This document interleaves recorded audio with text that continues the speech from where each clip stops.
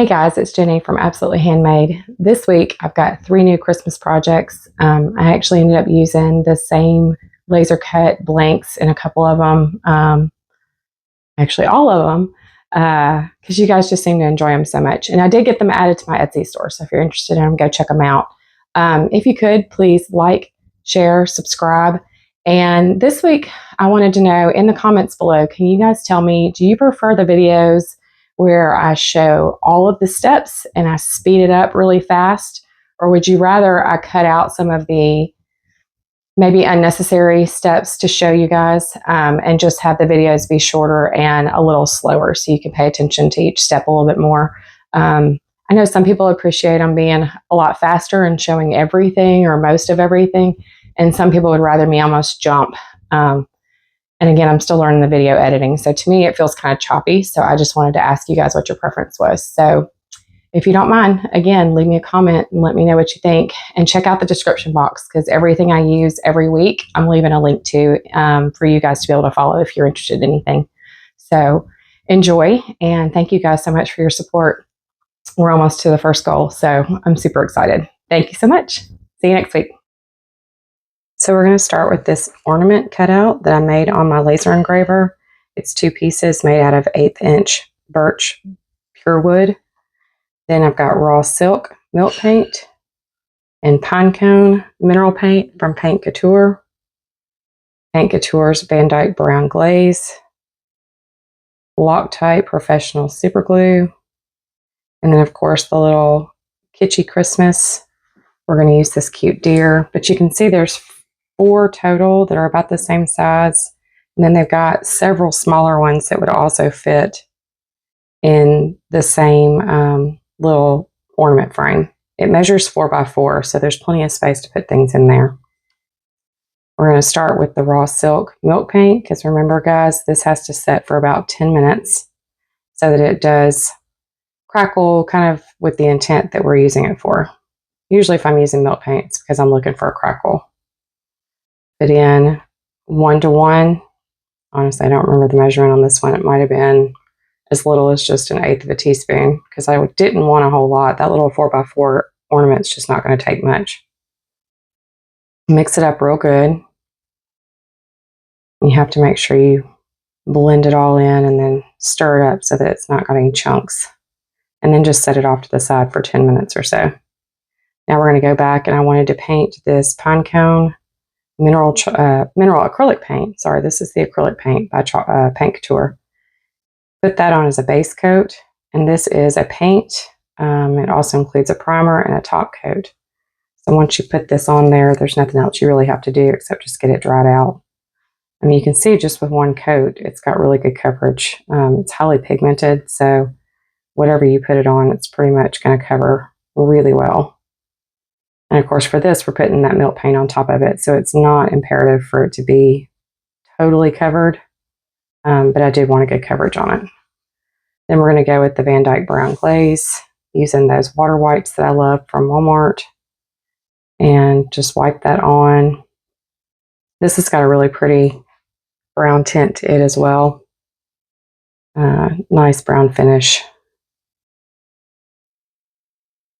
Then we're going to go back and use that heat gun to dry it out. Now with the milk paint, I didn't want it to dry in between coats, but I wanted pretty good coverage. So I just kept putting it on and kept putting it on and kept putting it on until it was nice and thick. And it was nice and coated. You really couldn't see that brown underneath. However, when we go back and hit it with the heat gun, you're going to notice it crackles really well too. So you do get to see the brown beneath the raw silk milk paint. I pretty much used what was in that container, so that little bit we mixed up was plenty. Take the heat gun, and if you hit it with the heat while it's nice and wet, almost like pooled with wetness, it crackles really well in those spaces. And you almost have to, you kind of feel like you're going to burn the paint, because you have to keep it intense in like one spot to get the crackles to really take effect. See how well it's cracking up right there? It's got that old ceramic look to it, like we had on the cardinals a couple weeks ago. And if you haven't seen that video, go back to the library and watch it. It's a pretty good one as well. Get it nice and dry. I kind of ran my hand across it because I was trying to encourage some of that chippiness to happen. And then I noticed the little ring at the top wasn't painted or stained, so I just hit it up with another coat of stain. And then while I was at it, I was like, you know, I think I want this a little darker, so added a little bit more stain to that edge. And this paint, or this glaze, goes on really well. It's got nice coverage each time I've used it. And just kind of wipe it off so we don't have any extras to rub off on anything. Then we're going to take and use that professional super glue. Oh, I'm sorry. First, we're going to do the Fusion Matte clear coat, because with milk paint, you have to apply a clear coat. Otherwise, it's going to lift back off. You can reactivate it with any type of other wetness. You just don't want anything to affect that crackle finish we were going for, or that chippy finish. So I use that matte top coat to protect it, and I didn't want any type of sheen. I like the fact that the milk paint is more matte, and that's what I was going for.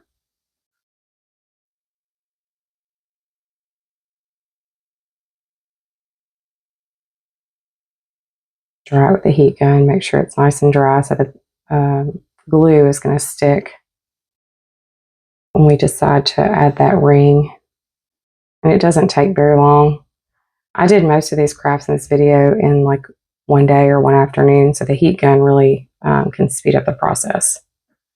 This is where I was like, I can center it, or I can go ahead and put the ring on and then put the transfer down, and that made more sense. That way we can get our spacing just right. I've used this glue so much it was running low on me, so I kept having to really shake and squeeze to get it to come out. Then just place that ring on top, line it up. I've got these ornament blanks for sale in my Etsy shop as well, in sets of like 4, 6, 8, and beyond. So be sure to click in the link below and take a look at that. Then we place the reindeer kind of where we want him on the ornament. And you do an all over kind of quick rub. And then once you feel like he's starting to get attached,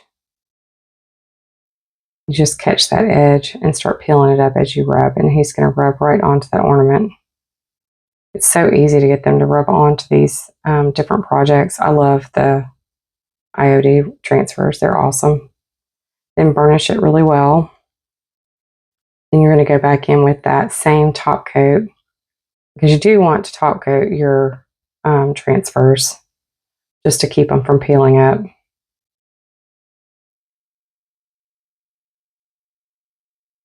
Coat it really well. I'll do a few more things to this to just kind of finish it off, and you'll see that in the final review. Oh, I did notice right there I hadn't finished the back, so I was like, oh, I'm going to take care of that while I've already got everything out. So went back with the Van Dyke brown glaze and just rubbed back over that with a wipe to finish it off, so that if it gets flipped at any point on the tree, it doesn't look unfinished on the back.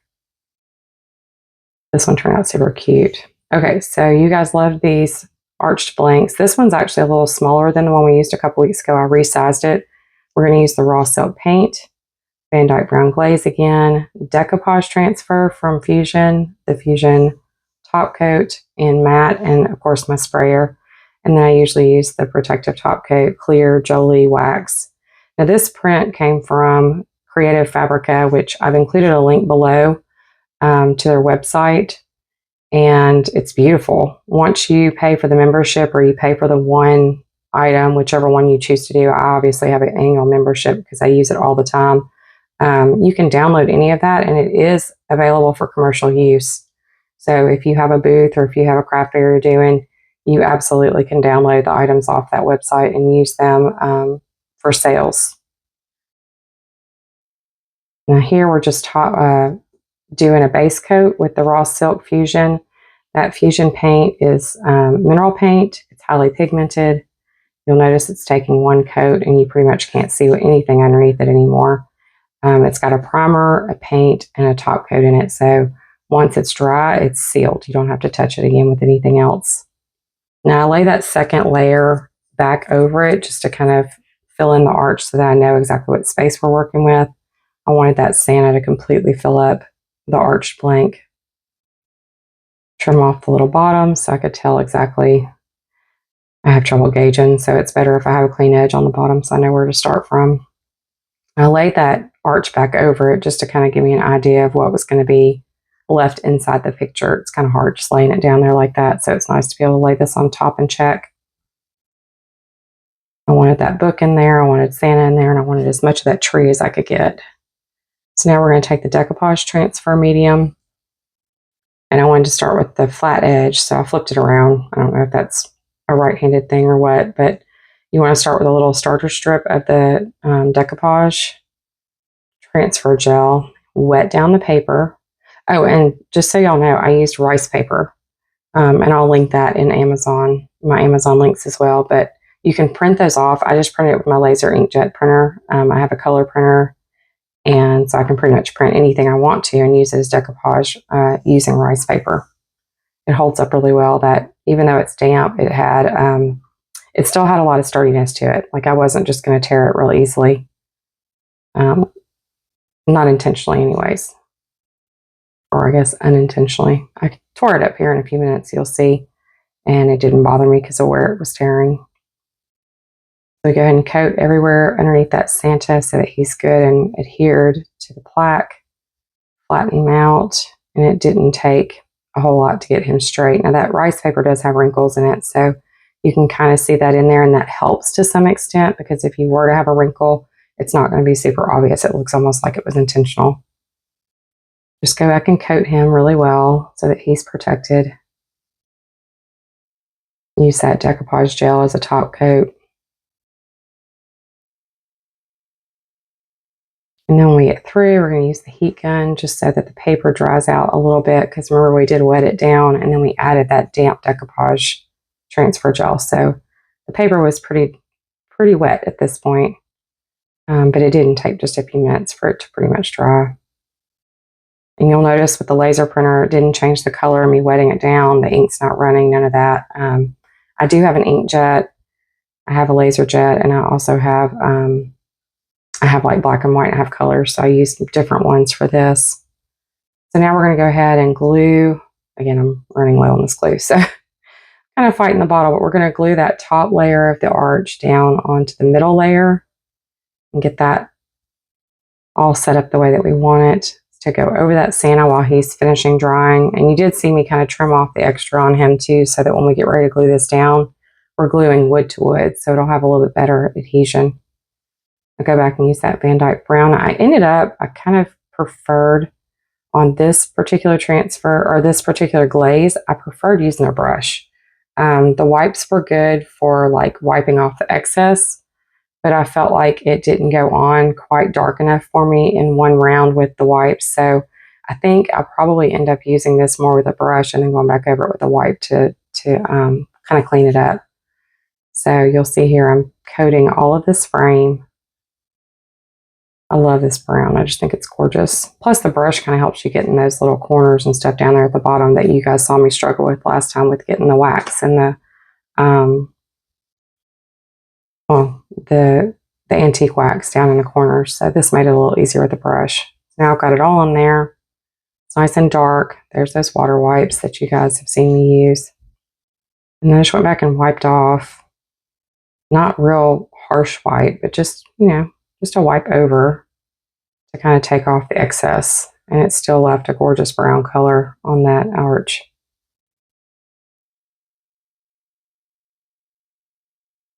Then we bring out Santa again. Isn't that gorgeous? That brown really complements that antique paper. Again, fighting the glue. I do have another bottle. I was just trying to finish this one off. Then we want to go back and set this over the top of that base frame. And you'll see I usually kind of stand it up and make sure the bottoms are lined up. Looks like I didn't need it this time. Checking my edges. It kept kind of popping up on me, so I kept trying to press it and hold it down. I tend to get impatient. I don't wait long enough sometimes for this glue to dry. So I have to go back and press a few times before it's good and adhered. And then I started looking at him and I was like, he's really pretty, but he needs a little bit of something else done to him. So I ended up pulling out my gold leaf rub and buff. And for rub and buff, I just find my finger is the best applicator. So just kind of tapped a little bit on there and rubbed it over the frame. I really wanted to kind of go around the edges to accent those edges. And then you'll see I kind of, just a little bit on the flat edges of the arch, just to kind of bring that color in a little bit more. And I would kind of put it on my finger and start on the inside and kind of rub towards the outside so that it was rubbing off along the rim. Just to kind of give it a rubbed or a gold edging is what I was kind of aiming for. And I didn't want it to be like gaudy, super obvious gold. I wanted it to be just a hint here and there.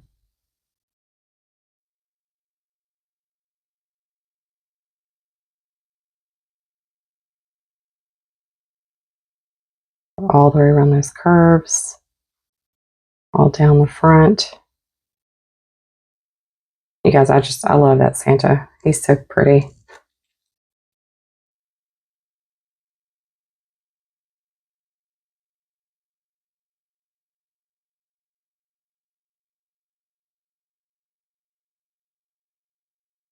And you'll get to see him in the final review as well. On the last one that we're going to do today, we're going to use that Dainty Flourishes mold, or Jovi clay. There's that top coat again, more raw silk milk paint. This time we're using red velvet and quick and thick, along with the rub and buff in the gold leaf. And that Good Tidings also came from the Kitschy Christmas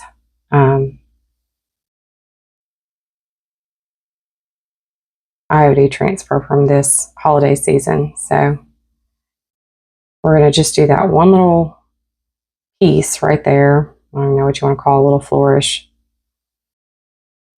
And then I was like, oh, I forgot. You have to do that milk paint. So we're doing the milk paint early so it has time to set up. Go ahead and mix it and then set it to the side. Okay, then back to the molds. So just take a little bit of clay, push it into the mold. I know a lot of people use their thumbs, but I tend to use my forefingers with these things. They've got that micro rim edge, so you just rub the clay against the micro rim and then let gravity help you drop it out. Flip it over and flex the mold and they come right out. And we end up doing 4 of those. There's my little ladybug vacuum, which I've also linked below. I love that thing. Now we're going to back and use the Thick and Quick glue. Rub it all over those pieces. Now I do not wait for these things to dry. This is straight out of the mold. And I put it on there. I was like, oh, I don't like that. So should have done a dry run first. And I wouldn't have had to mess up and have to clean up the glue. But not a big deal. Just wipe the glue off and keep going. It's not going to affect anything.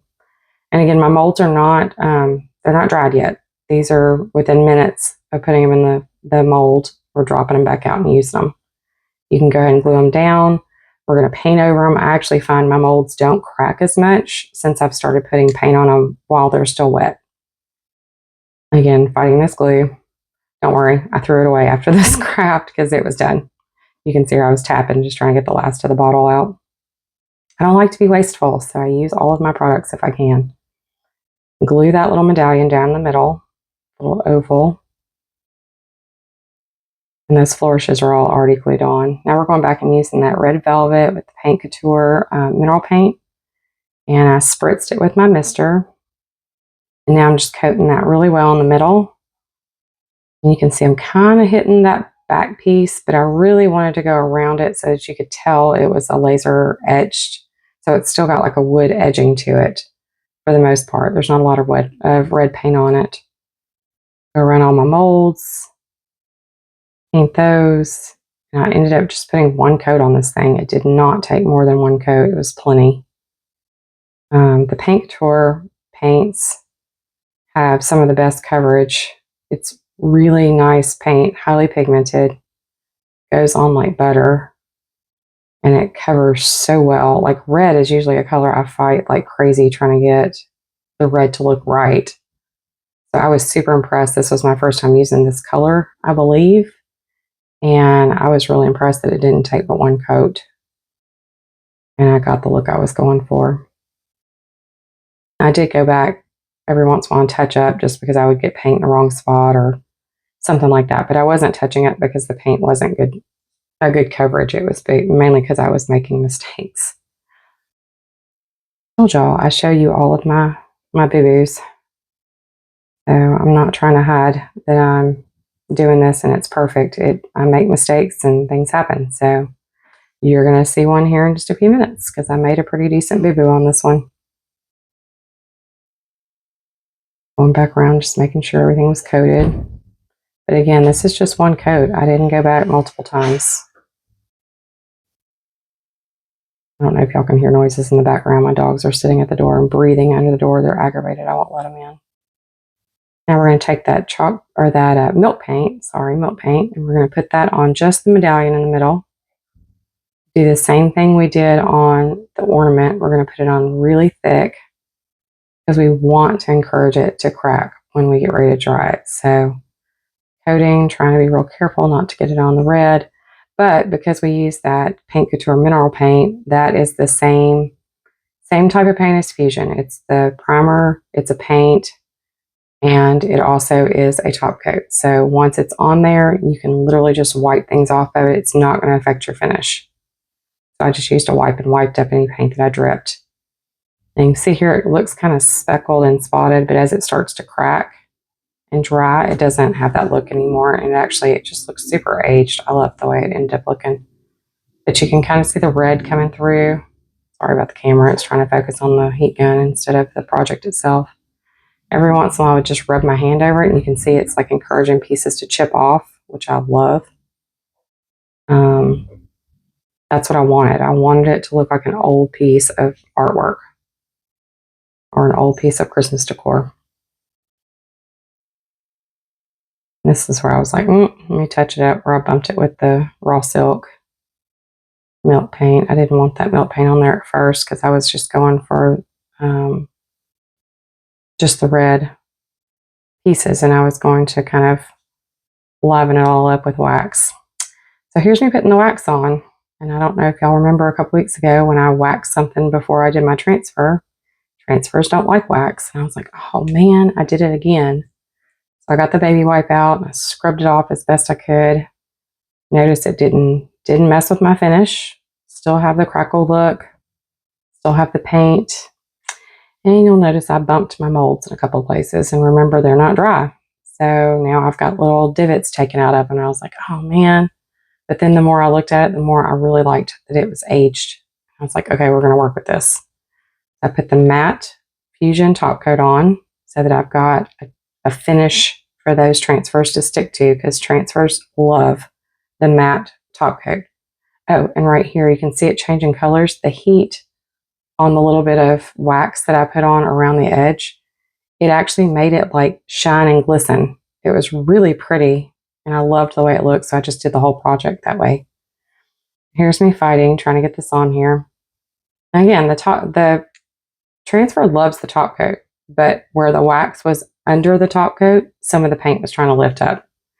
So the transfer was kind of fighting me. Otherwise, if I hadn't put the wax on, we wouldn't be going through this. But do as I say, not as I do. Do not put your wax on first when you're doing transfers. Wait and do the wax after you've done your transfer, because you do want to seal it, but you need to seal it after it's good and stuck down. So here's me trying to get as much of that transfer on there as I can, going back over it with the wax because it does need to be sealed. And then you'll notice right here when I was buffing the wax off, a little piece of one of those holly leaves came off. And I just went back and took a little bit of the matte finish, put it down, set the holly leaf in it, and then kind of almost glued it back down using the matte top coat. It worked out pretty well. So again, do as I say, not as I do. And I was like, these would look really cool if they were more antiqued. So went back over them with a little bit of Fusion raw silk milk paint that I had left. And I work with those divots that I caused with my fingernail and my paintbrushes when I was being overly zealous trying to get things done. And then I decided I was going to put a little bit of white wax on here, which I didn't love. So I didn't mind buffing most of that back off. It helped in some places with the little flourishes, but I didn't like it on the overall edging. I thought the clear wax was more appropriate. I wiped that back off. That Jolie wax I've got in black, white, and clear, and I use it for different reasons all the time. There's me going back over it with the white wax, trying to get those flourishes to stick out a little bit more. And to seal that milk paint. I mean, you've got milk paint on there, so you've got to seal it with something. You might as well use a colored wax if you want a little bit more finish. This is that gold leaf rub and buff, or just rubbing it over the edges. I just kind of wanted that white, white center to pop a little bit more.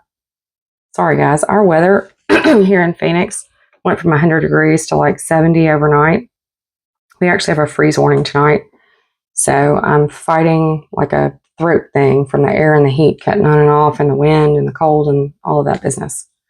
So love Phoenix. This is my favorite time of year, but sometimes when we have one of these extreme changes, it just makes my allergies go crazy. This is me going around the edge. I really wanted to finish off that edge to kind of box it in. I was like, we're going to put a little bit of this on those flourishes and help age those up a little bit more with the gold. And you'll see here in a minute in the final reveal, it turned out really pretty. I love the way it looked once it was all done. And that's the cool part about doing these crafts at home. You can pick and choose, and you can layer. It's just paint. It's just wax. It's just this. It's just that. Just keep layering it until you like what you see.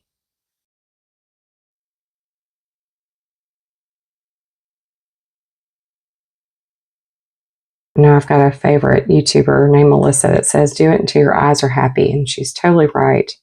This is that ornament. I went back and added a little piece of the green ribbon. That's actually from Hobby Lobby. And you'll notice the little tie that it's on. It's actually a piece of baker's twine, and I braided it. So it's a little bit thicker. But I love the red and the white with the kitschy Christmas. There's our Santa. Isn't he adorable? I love him. I love the old world, antique-y looking pictures, and you can see that gold leaf is shining in the lights too. See how it just shimmers just a little bit? Like, we didn't want to do too much of it, but just a little bit just kind of brings out more of that Santa. I love this picture. I found that on Creative Fabrica, and I was just like, oh my gosh, I have to use this. He's so realistic. And then here's that red sign. It's just going to be either a leaner, or it could be a piece of wall decor. I may add a sawtooth hanger to the back and hang it up somewhere. Truth be told, it's probably going in my booth, but it may hang in the booth. But see that gold just kind of finishes it off around the edge and gives those antique pieces a little bit more. And the three together just make a really pretty vignette.